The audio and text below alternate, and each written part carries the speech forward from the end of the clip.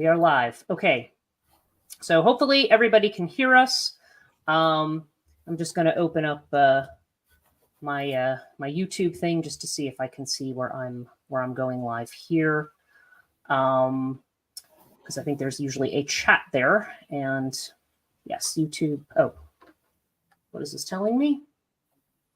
Now live on your channel. Yes, it is live. So so let me just see if I can see the YouTube version of this chat.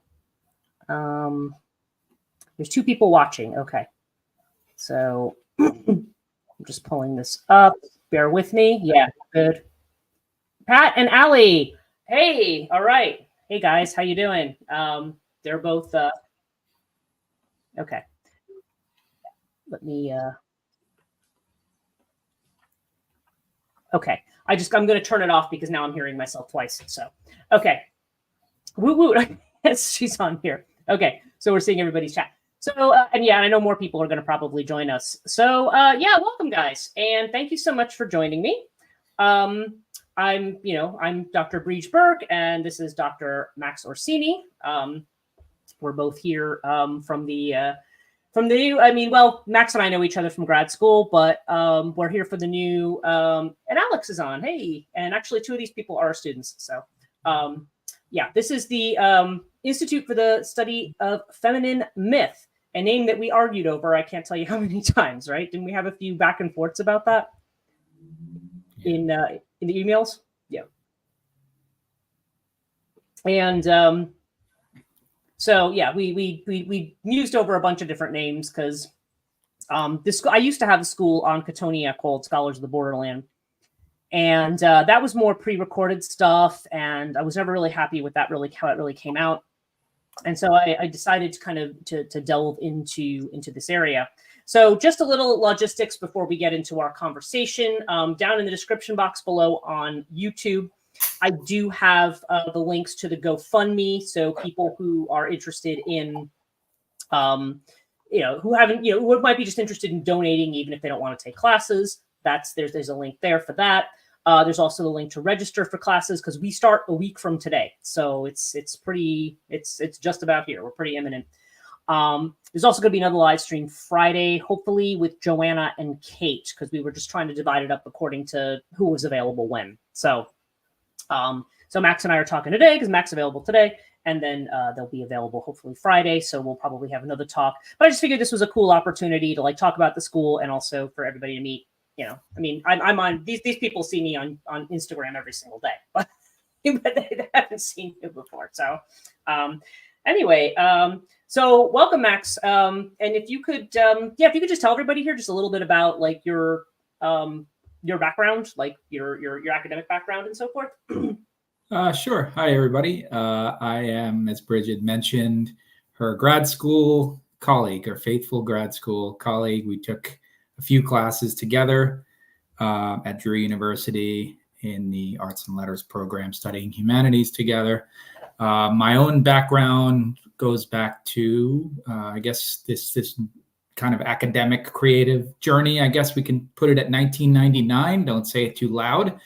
We don't want to hear the 2.5 decades have gone by, but I guess that's the reality here. It's okay. I guess we can bring temporal realities into mythical spaces. I suppose that's allowed here.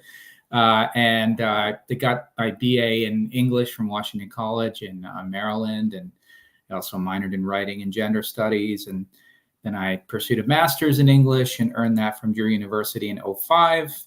I completed a great deal of graduate coursework at University of Rhode Island in English as well.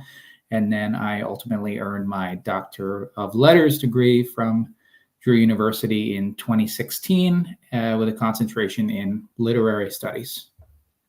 It's the best concentration, let me tell you.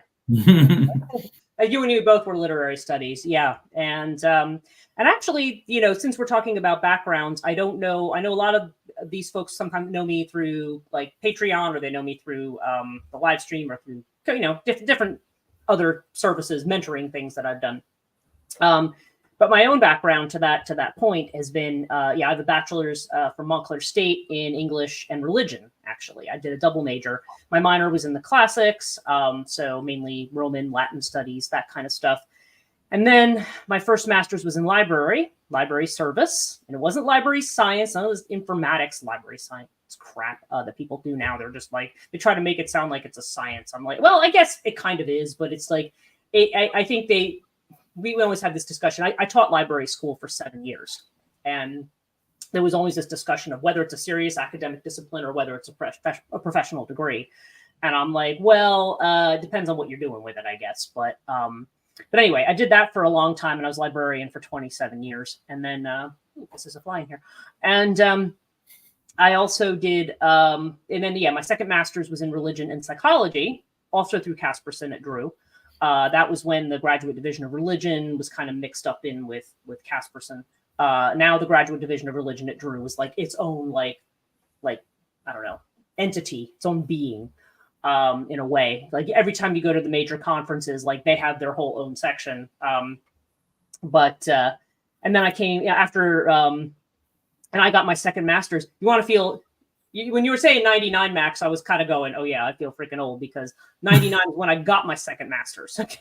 Yeah. It's like, because I went to University of Reading in England in 93, and I graduated in 94 from Montclair.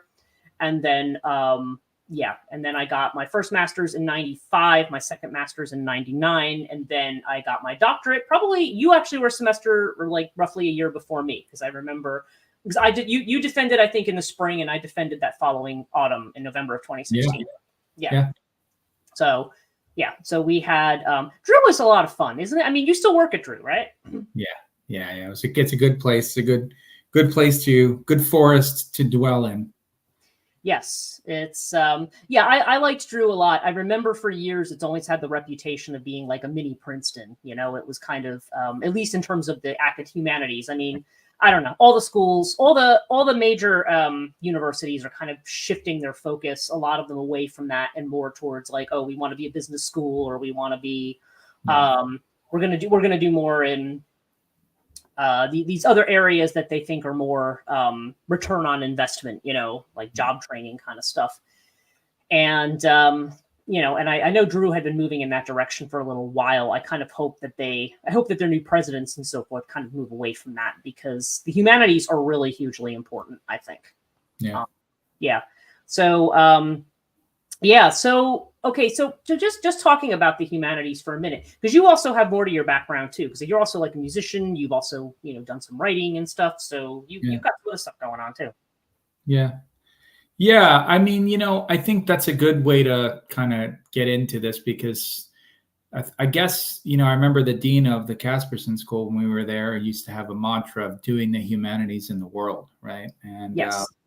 I think there's something about interdisciplinary learning that is kind of open to different interpretations, open to blending different fields, different aesthetics. And then I feel as though maybe some of the things I studied have kind of filtered into my own private creative passions and influenced them in certain ways, especially when I was at Drew too.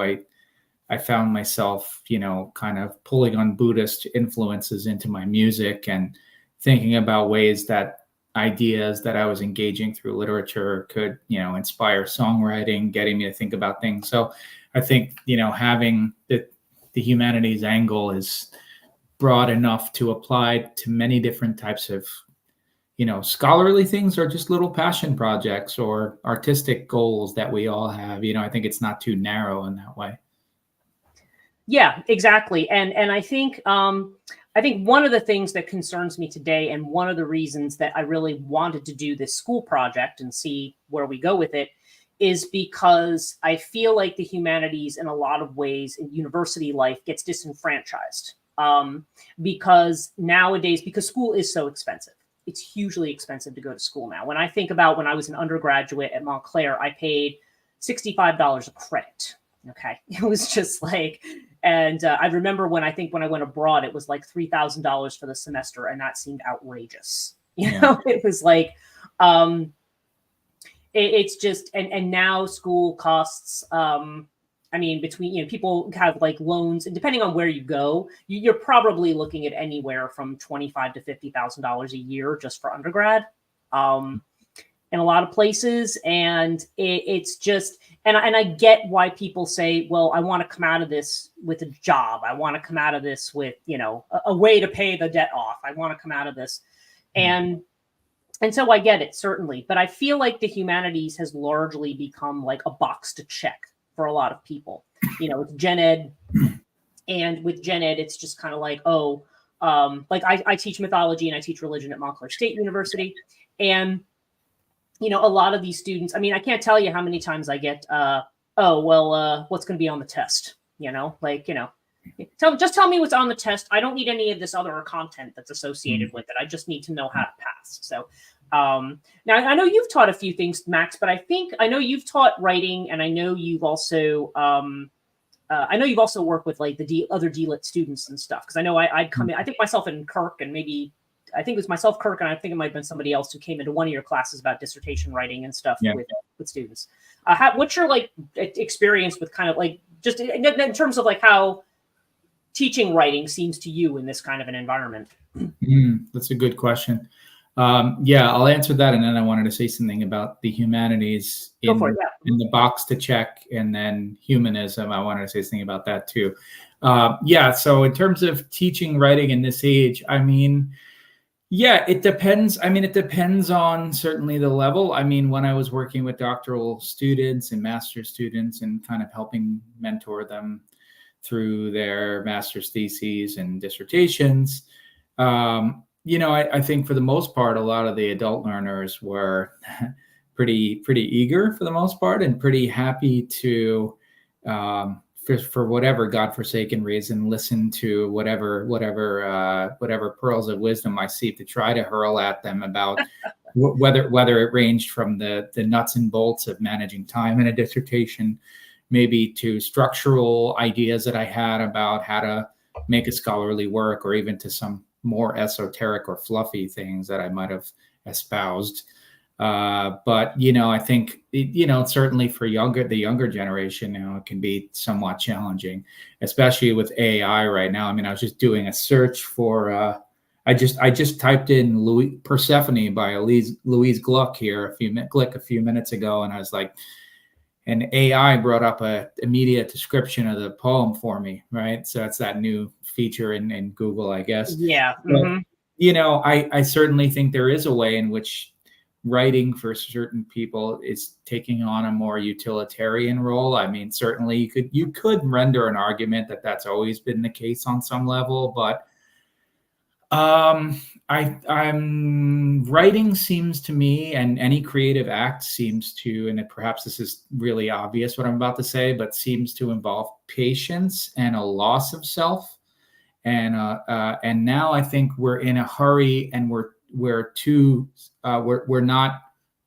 self-aware almost, in the sense that you have to lose yourself to figure out yourself. And I don't think people are finding the time that they need to do that, and the kind of a patient, harmonious zone to engage that kind of thinking. I wanted to say one more thing too about something you said about the humanities and checking the box. It strikes me that maybe like what you have envisioned here too, it really, maybe it situates the humanities in humanism back where it started, back in Renaissance times, when to be somebody who is engaged in ideas, who is engaged in being an artisan or a craftsman, or even just, you're even just a happy armchair philosopher was more the norm, and where it wasn't like some institutional construction, but rather just part of a way of life, right? Going back to the groundlings attending Shakespearean plays, and,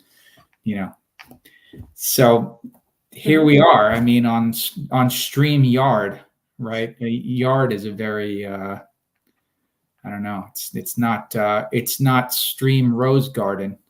It's the yard. It's this construct that we have, right? Right. Well, it's interesting too that you say that about, I mean, really, really good point about the humanities. And I think that's a really good point about having to lose yourself, in order to, because you have to, and that's kind of the thing. Like the Latin word for schola is actually means leisure. It actually means taking time for leisure. It's taking time to reflect on the world, to just look around, and it's not just so much about I've got to dig these ditches, or just the normal day-to-day adulting stuff that we think of, right? That we think is, well, this is what it means to be an adult. If I'm a serious person, I'm dealing with all the serious adult stuff. I'm dealing with making money. I'm dealing with all the regular day-to-day things that we have to deal with that probably sometimes we'd rather not. But it's and maintaining a house, maintaining an apartment, maintaining doing the laundry, going to the store, like all that crap. We tend to think of that as kind of the real things of life, and everything else. Like there's this whole idea about like navel gazing, right? Like you're spending too much time just thinking about stuff. Yeah. But I mean, it also begs the question as to, I think a lot of people now, to your point about AI, the question is, are a lot of people, that's always a concern to me, because, AI is useful for some things. Let's be real. I mean, it is useful for some things. It's not like it's, if I want to write a business plan, I'm probably going to drop it into ChatGPT, right? Yes. Yeah, I'm going to do that. If I'm writing a novel, no, I don't want AI writing a novel for me. I mean, people could do it as an interesting kind of like, okay, what's it going to come up with? But, but you've seen entire academic books that are now being churned out in AI, and people are saying, oh, they're just as good. And I'm like, no, they're not. Because if you actually read through them, they're not very accurate. But if people are not taking the time, that's one of the concerns. You hear it all the time in universities now, students who are, I have an essay assignment, I'm going to throw it in ChatGPT and see what comes out. And I always know when my students do that. I always know, because I have ChatGPT too, by the way. And I go and I just put the prompt in, and I can see, I'm like, oh, wow, these words are remarkably similar. Yeah. And like, when they're really just doing it. But, it's, again, that's what I mean about the checking the box. It's like, I'm in a hurry. I'm just going to throw it in ChatGPT, get something that sounds nice for the professor, and that's going to be the end of it. But there's not, and I think also there's a thing in education these days that's more of a reflection on assessment, more on numbers. Are you meeting a certain number? Are you meeting a certain, there's so much about rubrics and about meeting certain benchmarks that universities have. Even kids growing up in K-12 environment, it's like, we've got to evaluate you at every stage to see whether or not you've met these certain benchmarks or criteria. And we give you all these standardized tests, and, and the kids don't have time either. That's what I've been told. When I've worked with students who have entered university, and you and I both worked at one of the same universities in Madison, not Drew, but the other one. And I've had students who come in there and they're just like, I've never had to write anything other than 2 paragraphs. Like K through 12, that was like a paper for them. And now they walk into a real university environment, and it's like, oh my God, I can't keep up, Yeah. But there's such a focus on, we don't have time for that. Research skills, language skills, thinking skills, critical thinking skills. We don't have time for it, because we got some benchmarks to meet, people. Yeah. And I see it, and they tell me this is an improved education system, and I just don't think it is. So, yeah. It's a funny thing. It's an odd thing, right? Because you can get caught up in all of it, and then you realize, wow, there are so many different questions to ask about life. And I don't know why, while you were talking, this question popped into my head, which is a rhetorical question, not one for me, but what does my voice sound like?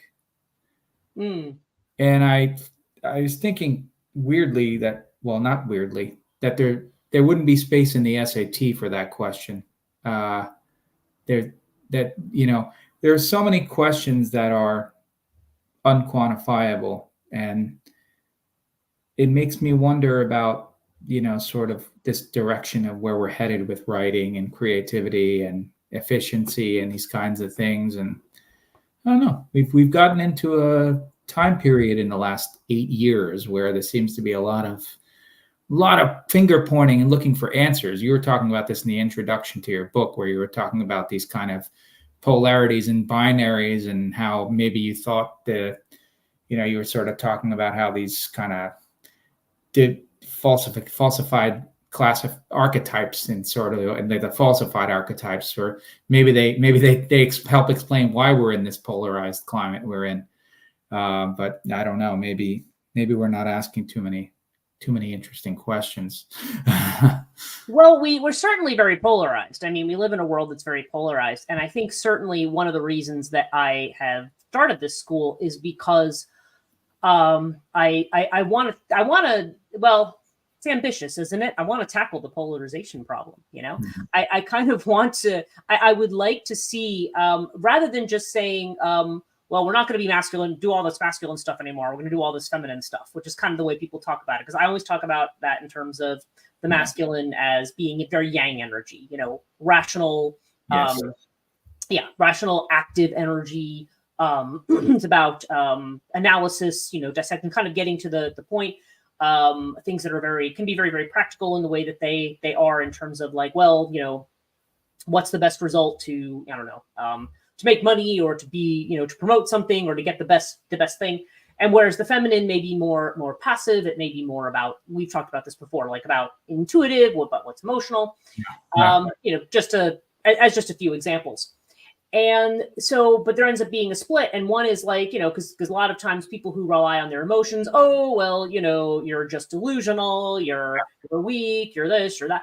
And the thing is, when people are confronted with real things that don't fall into the cookie cutter kind of way that we've done it in society, I think people don't know. And also, Joseph Campbell had made the point a long time ago that in the Power of Myth series, that he said the world moves too fast today to develop new mythologies. Okay.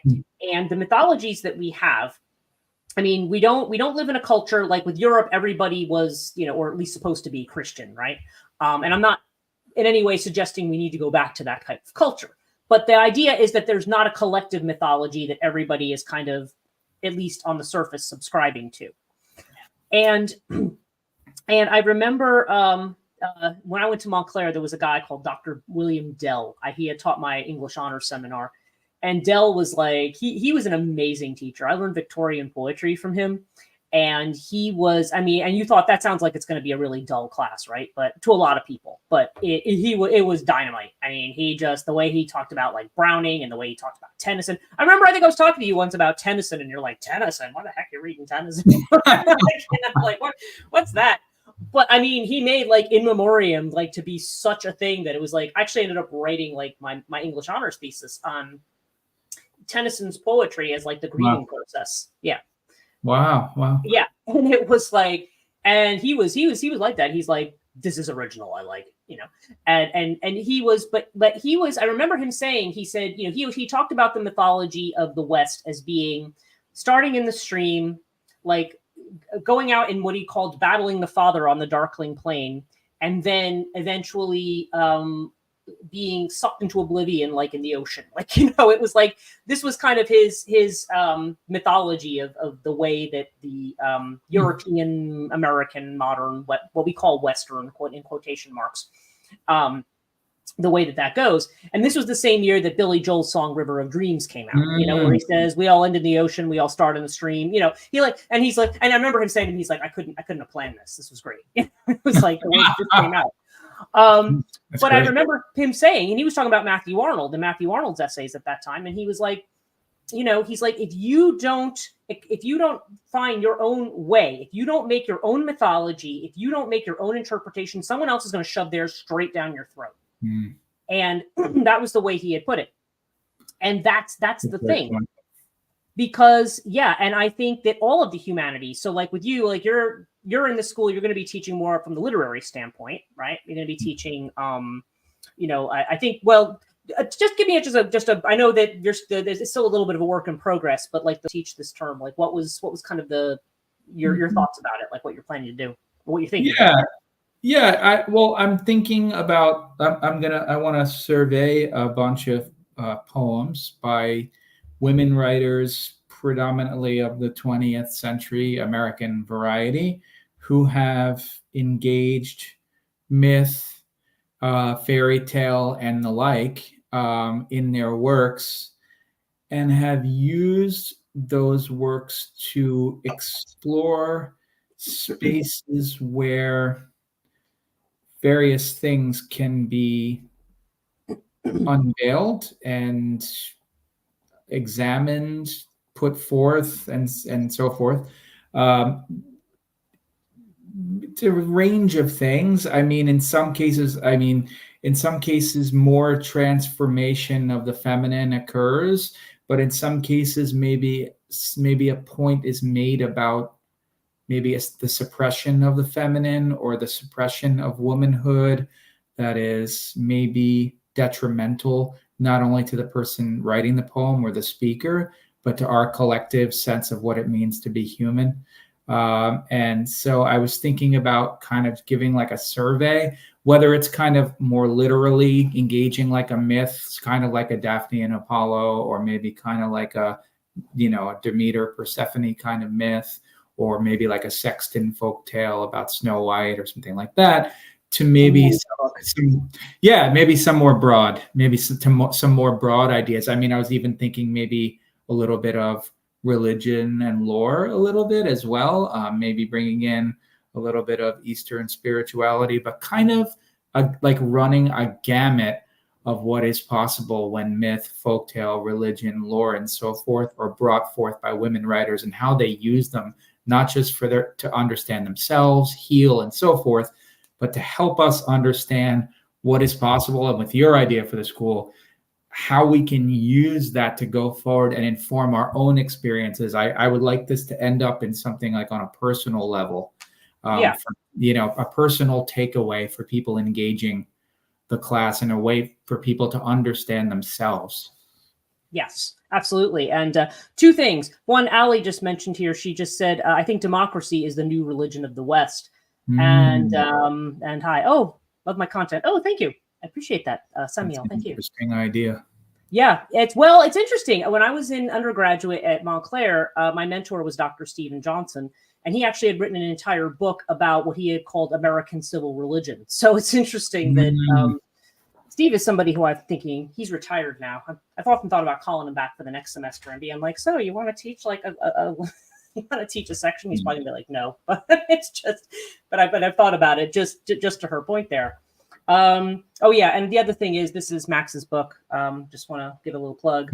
Buddhist Poetics of Diane de Prima and Lenora Candel, which is actually your dissertation work. You were talking about mine earlier, which is called Death and the Maiden. So you're asking me, what would an entirely matriarchal myth cycle look like? Oh, that's interesting. Wow.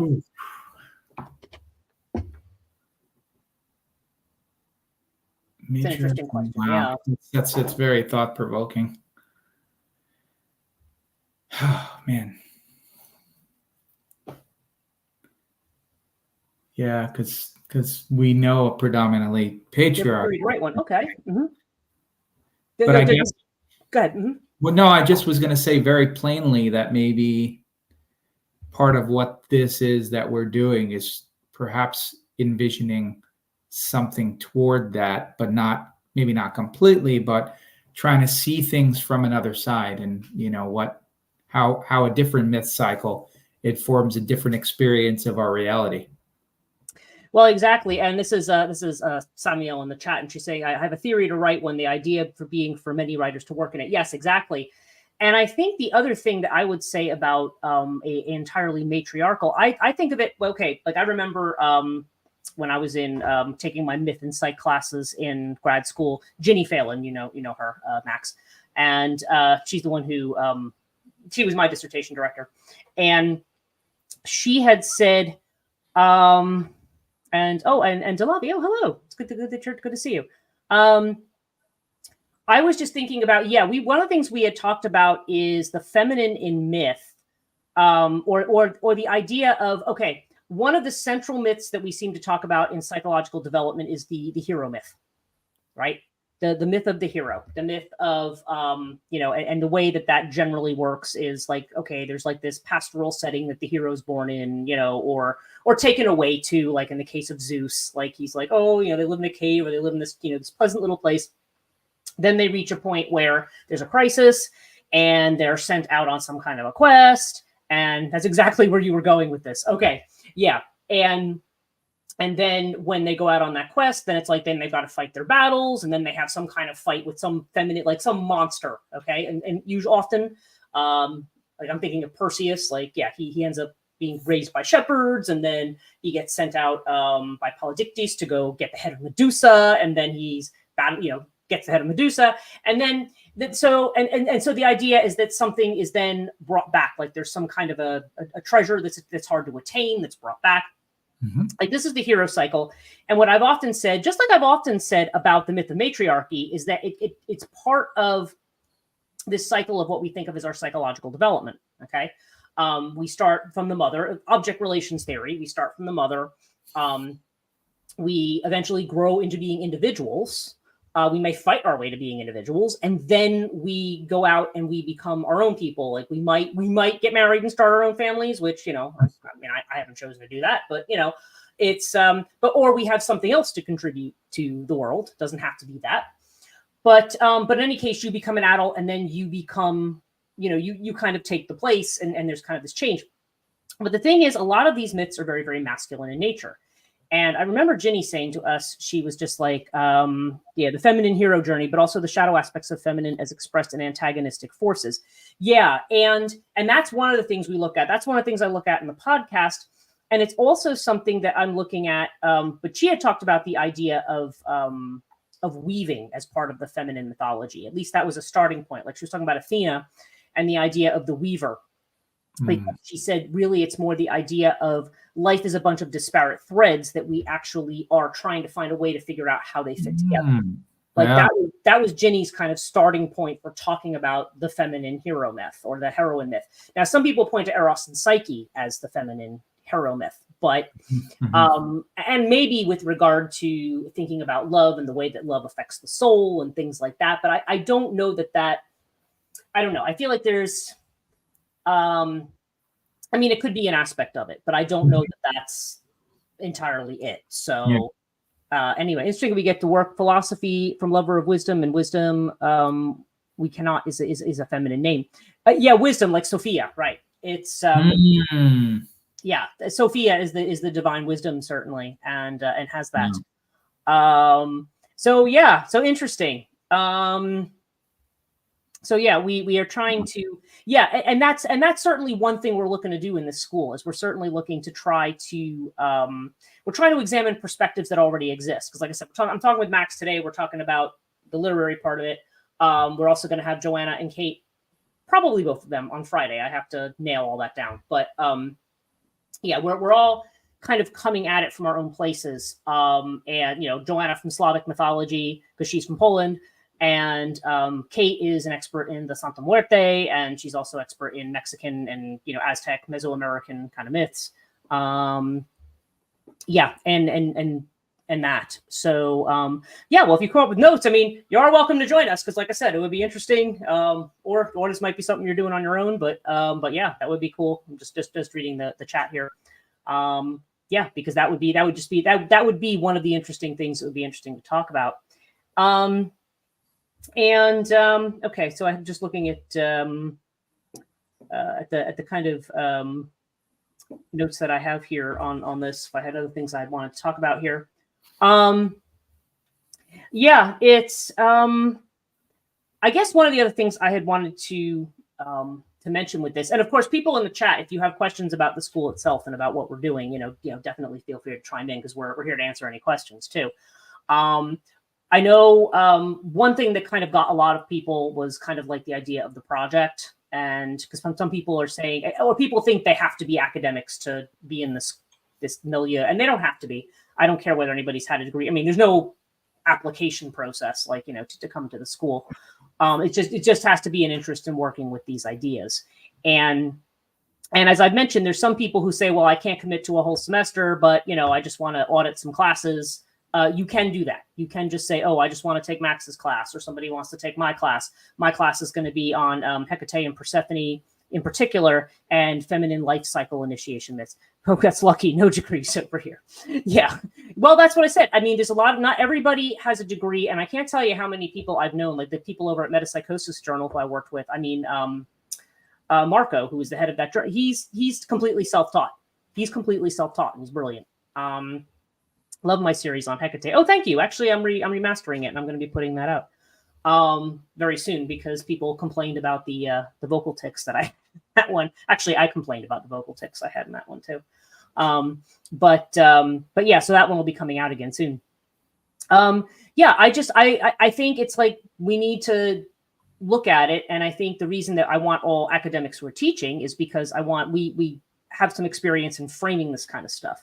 But Max, one of the things I found interesting about your teaching style is that you tend to be, I think you're very good at encouraging people to, like, what's the best in somebody's work? You know what I mean? Like, I think that was something you always kind of had like a gift for, like when I would watch you interact with people, like you kind of can look at something and say, you know, like, okay, there's could be people who can look at poetry and at literature and go, like, I think when I was living in England, there was a guy I was living with who was just kind of like, how come people can't take criticism? I mean, when this story is a piece of crap, I'm just telling them it's a piece of crap, you know? And I'm like, well, you know, okay, but that might not be particularly helpful to getting them to make something that's worthwhile. Like, you know, like, and, you know, according to what standard, you know?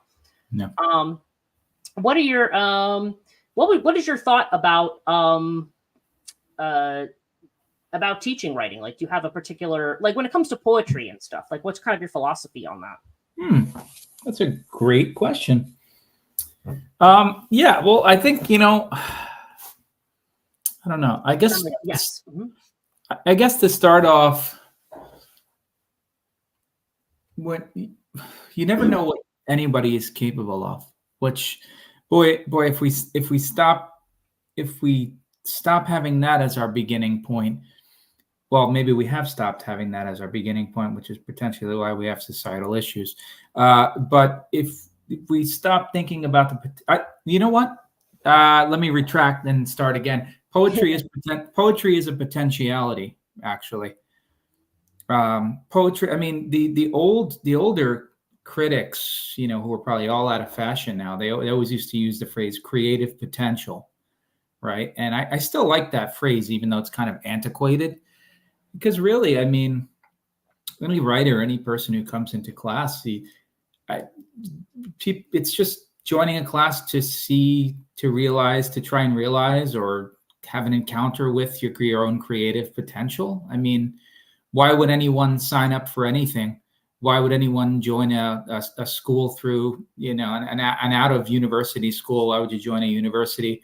Why would you play a sport if you weren't trying to realize your own creative potential? I mean, you know, obviously an athlete is trying to win, but actually, if you think about it, you know, why are there pitching labs now in baseball? People are trying to see what they can come up with, how many pitches they can have in an arsenal, and do all kinds of things to manipulate their skill and their craft. I mean, and realize what they're able to do. There's a reason why we say put your own spin on it. I mean, everybody's going to have their own spin. And it's also very exciting when you think, you know, when we do creative work and we're throwing down slabs of ideas, and then, boy, there's going to be 1, 2, or 3 or 5 real gems in there. And then out of that comes something else. So it's, I don't know, it's a generative process that's what life is. I couldn't see any other way to imagine what life could be. So to me, it's almost like, how do I envision writing? I envision it like the way I see life, which is just like a generative process full of potential. Mm-hmm. And, you know, it doesn't mean that I'm not you know, my humor, I'm full of existential sardonic jokes. But I'm probably only existential or sardonic when I feel that potentiality is being threatened, or generativity's under fire. You know, I think that's really what we're fighting for here in a weird way. And what that to me is what this project you've envisioned is about in large part. it's a love of generativity. It's a love of creativity. It's a love to see what's possible, what new versions of things we can create. I mean, Yep. it's not all going to be solved by STEM. I hate to break the bad news. And it's nothing against STEM here. No. Right. You sound like me. No need to sling arrows of outrageous fortune here. But I can't envision a world in which STEM is going to solve everything. And the fact of the matter is that STEM has been the answer since the Industrial Revolution. It's been the main answer for 250 years.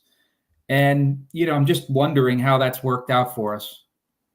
Yeah, I mean, very well said. I think that's perfectly well said. And yeah, exactly. How well has that worked out for us? That's why I'm like, I think we need to revisit this to a certain degree. There's some questions in here. Allie had asked, she didn't realize she could just audit individual ones. And yes, you absolutely can. So just, yeah. And you are on Patreon, Allie, so you are eligible for a certain number of free ones. So check that out and message me. Oh, nice. STEM still requires inspiration. Well, it does. But it's a different way of looking at things. STEM is a way of looking at things in a certain kind of, there's certain rules. I mean, well, I guess there's certain rules for humanities too. But with humanities, it's a little bit, I mean, and there is an imagination in STEM. So yeah, we don't want to say that there isn't. No. But it's, but this is more, but the humanities tends to kind of be kicked aside. Art tends to be kicked aside. I did a podcast, well, not a podcast, but a live stream I do one every Monday on my Katonia podcast channel on Instagram. And there was an essay about Jordan Peterson. Okay. Are you familiar with him, Max?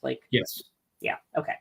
And he was the bane of my grad school existence because he was because everybody thought when people learned about Carl Jung, they all thought of Jordan Peterson. And I'm like, no, Jordan Peterson doesn't have Jung right. He's taking Jungian concepts and trying to say, oh yeah, all human beings are this particular way. And generally his way. There was a wonderful essay, and I have it on my Katonia Facebook page and also my Transition Life Coaching one, where it was by a guy called Josh Schrey, who had talked about, as he said, literally Jordan Peterson gave 2 lectures on the goddess Kali, and he said they were just wrong.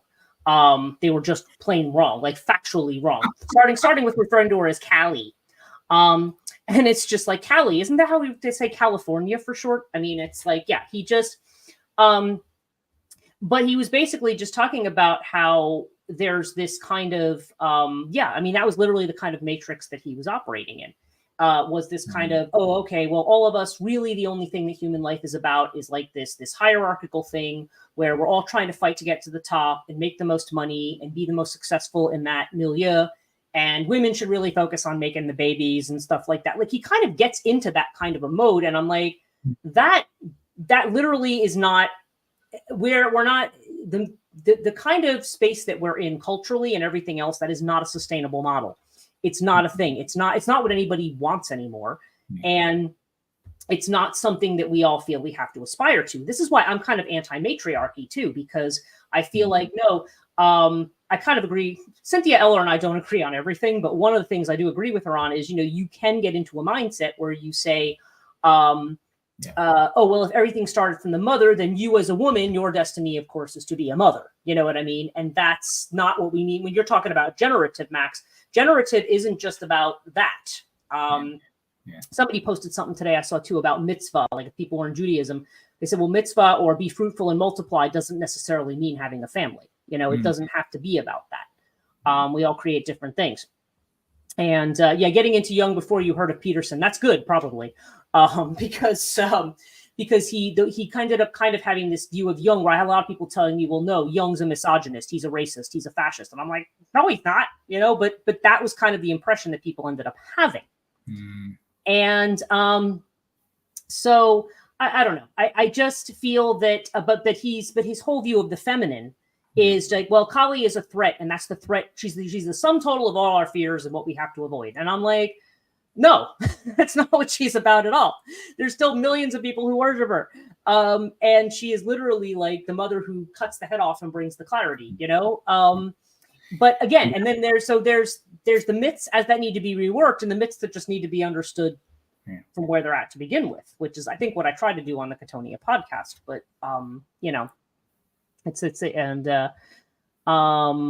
that is an odd appropriation of the Kali myth to support your own point. Yeah. That is a real, that is actually that Kali myth in that context. And I don't hate everything that he says, for the record. But that is like taking half of Kali and using it to support your thesis. It's funny that this came up because on page 100 and whatever of my book there, I have two images of Kali in the book.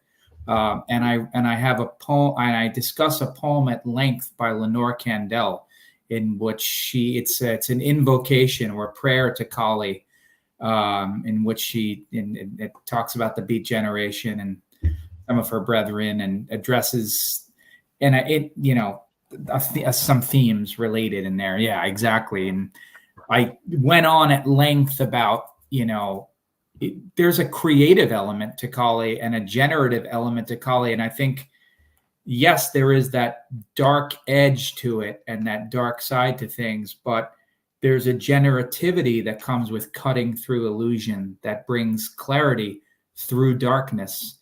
100%. And this is that bifurcation of light and dark. And again, you talked about this in the introduction to your book, and that section really resonated with me, where it's like, yeah, we're back in the bifurcated modalities again. Mm-hmm. And that's why and I agree with what you're saying. I personally, for me, and no one has to agree with this, but I wouldn't want a patriarchal or a matriarchal myth. I wouldn't want an exclusive one, although I know the comment earlier didn't necessarily mean it. It was more of a response to the idea of a patriarchal myth and what would a matriarchal myth cycle look like. I love that idea. I mean, that is not an opposition to what I'm saying now. What I'm saying is more of just cutting things in half and only seeing half the portrait. Whereas for me, a more holistic, more generative view, a more intuitive view, aligned with our intuition could be useful, to us. Oh, 100%. And just some questions here. Does Peterson actually touch upon the Parvati-Kali duality? He does not, actually. He does not at all. He just sees her as a giant threatening spider, basically, is how he put it. Now, Alex has a question for you, Max. It's for Max. Do you feel more connected and engaged with feminine poets in history as opposed to male? Is there a clear difference in the scope of writing? It's an awesome question. And I've been asking myself this question for years. The first answer is, in part, yes, I do feel more connected to female poets and toward the feminine poetic impulse.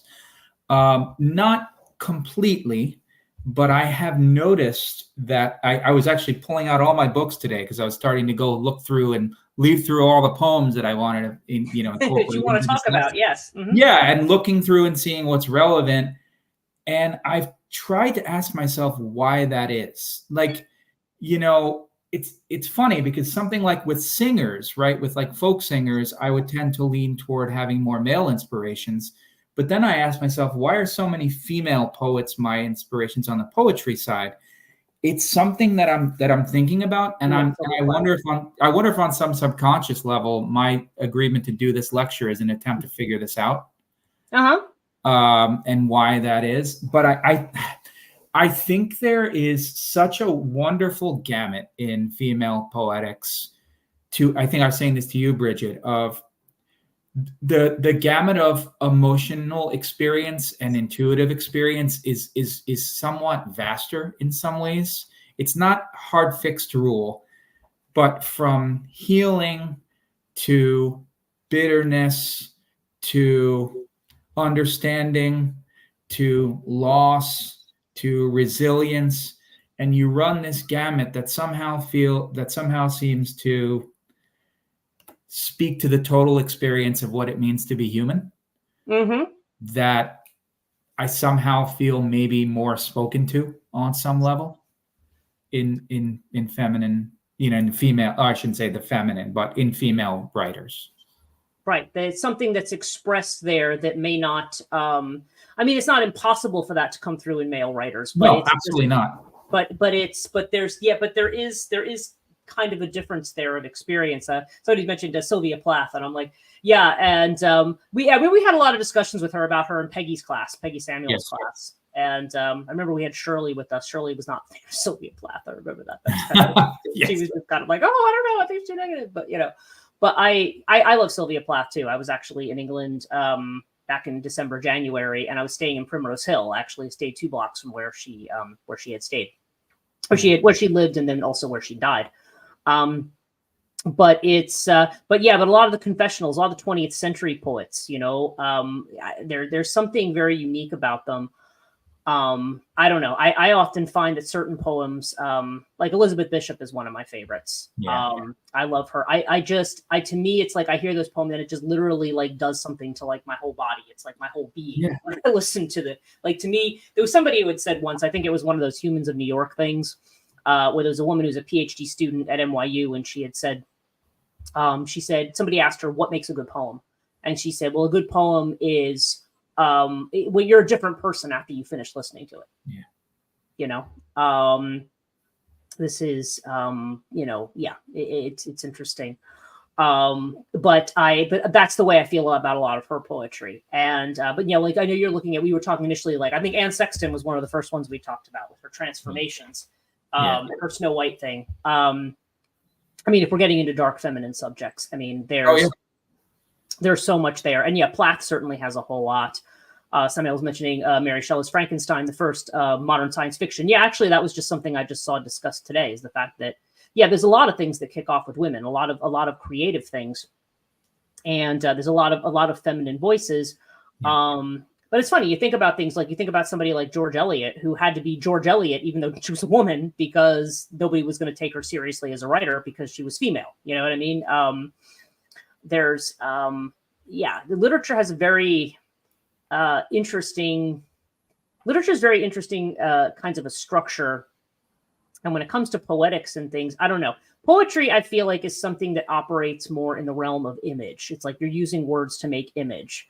And I remember Bob Carnival, who we also took classes with, his whole thing about, is he was talking about a workshop. And actually that kind of dovetails into something I was going to ask you about, because I remember when we were doing our portfolios for his class, he had said to me, he says, I'm thinking about doing a class where we have a prompt, and then some people are going to manage it, like are going to write prose. Some people are going to write poetry. Like, everybody's going to handle it differently depending on what they feel, how they feel called to handle the prompt. You know what I mean? I always thought that was an interesting idea. I don't know if he ever did that class, but I was thinking that might be a cool thing to do with this school, to do something like that, where people can have something, and then it's a matter of, well, how do you want to creatively express this? What's the way to do it? And I'm thinking, there's prose, there's poetry, and then there's also, some people through music, some people can do it through art, some people, it doesn't have to be, I don't want to give people the impression that they'll have to all be like superstar writers to come in. You know what I mean? And if they want to develop their writing, I think we've got a good faculty to really be able to help do that. And but even other things that people want to do and feel comfortable with, I think it's basically, I think one of the things I wanted to get across about that is that the door is kind of open with that. We want to talk about a lot of different things. Pat saying thank you. I just want to I think I want to make it clear that it's just something, first of all, some people who are in it for the whole course, it's a matter of going to lectures, and we have the seminar after we have the lectures. The idea is to have a discussion about things, whatever was talked about. Like there's going to be the lecture the week before. There might be some resources that people have to say, oh, check this out in addition, if you want to. It's a little bit more like the British system, where you have like a lecture and then you have seminars to kind of go with it. But it's not meant to be in a way that is, I don't want people to feel like, oh, okay, if I don't have a university degree, I can't do this. I don't want people to feel like, oh, if I haven't been a writer, scholar, teacher, artist, musician, whatever, I can't do this. It's like, anybody can do it. Everybody has something to offer, I think, is what it comes down to. Yeah. That's kind of the way I'm looking at it. So anyway, that kind of gets to the point of, I'm pretty sure, so that's helpful. Oh, okay.